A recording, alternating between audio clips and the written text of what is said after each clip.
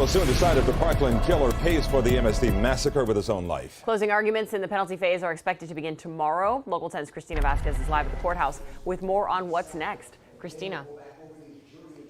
But first, some very important work was underway today. So the jurors not in the courthouse today as attorneys for both sides and the judge went, and you will see in some cases even word for word down to the language, even things like if they're italicized on jury instructions. The reason why those are critical. Jury instructions are essentially a roadmap to the law, a way to guide the jurors through deliberations. And so you're about to hear how both sides, that linguistically the words, they matter because they're trying to dovetail the case law and be clear in the instructions, but also to their unique trial strategies.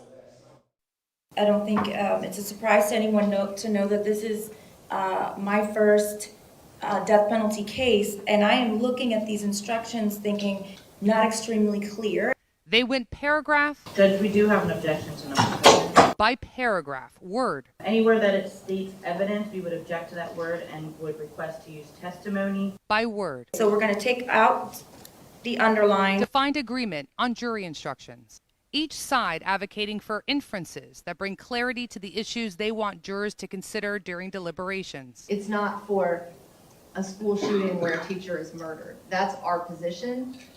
They are not appointed or elected. They want to leave in the word elected official for this jury instruction, when clearly we know that these adults who were murdered by the defendant were not elected. The process laborious but critical, as the instruction language they are working through today will guide jurors through deliberations. They're going to have to be focused in weighing what's been presented to them, again, individually though, 17 times. They've got to come up with 17 different verdicts here.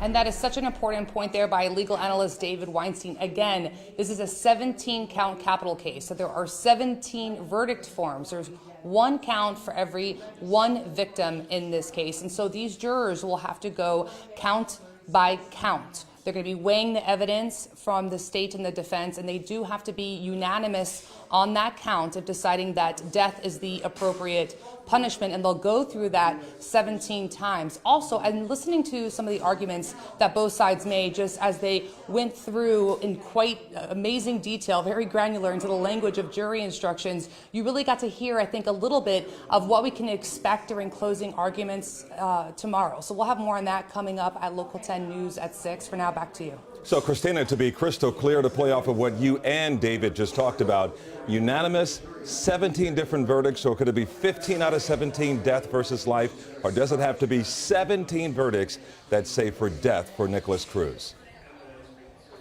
I'm glad you asked the question. It's such an important nuance. So, and the question though, I'm going to parse it out and unpack it because it's that important. So two different concepts here.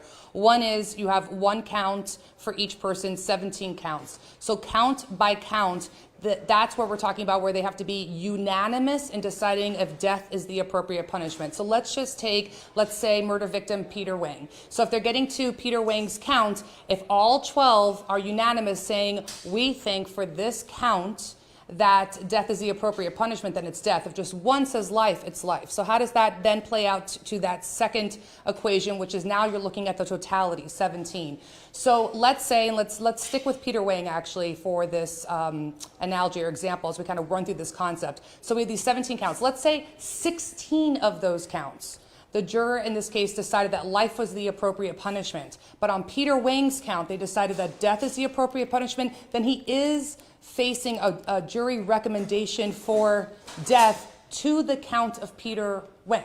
So that would mean that the jury in this case decided that death is the appropriate punishment for Peter Wing's count. Let's say, again, using this as a hypothesis, one of 17 murder counts, the only one where the jury was unanimous in deciding death is the appropriate punishment. So that's how that will play out. And it's important because you're going to hear it play out that way tomorrow. So hopefully a little on-ramp or pathway so that you can make sense of it. Okay, our Christina Vasquez covering it from the very beginning. Thank you, Christina. And stay with Local 10 for complete coverage of this trial. You can also find the latest updates on local10.com, our social media pages, and the Local 10 Plus app on your smart TV.